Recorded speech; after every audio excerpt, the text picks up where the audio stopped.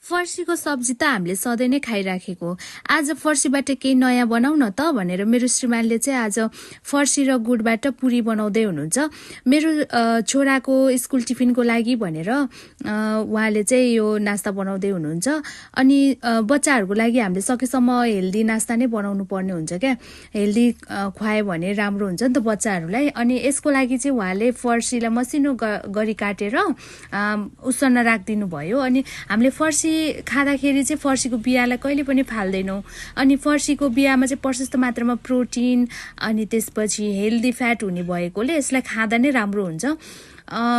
यो फर्सी बोइल हुँदासम्म चाहिँ उहाँले यो फर्सीको बियालाई पनि रोस्ट गर्न राखिदिनु भयो।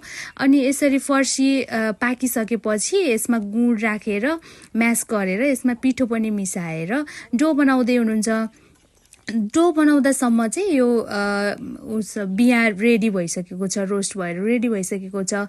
यो डोलाई चाहिँ एकछिन रेस्ट गर्न राख्ने, अनि त्यसपछि उता त्यो फर्सीको बियामा चाहिँ हल्का नुन छर्केर अनि निकालिदिने। यो रेडी भइसक्यो। अब यो डोलाई चाहिँ सानो सानो टुक्रा पारेर पुरी बनाइदिने।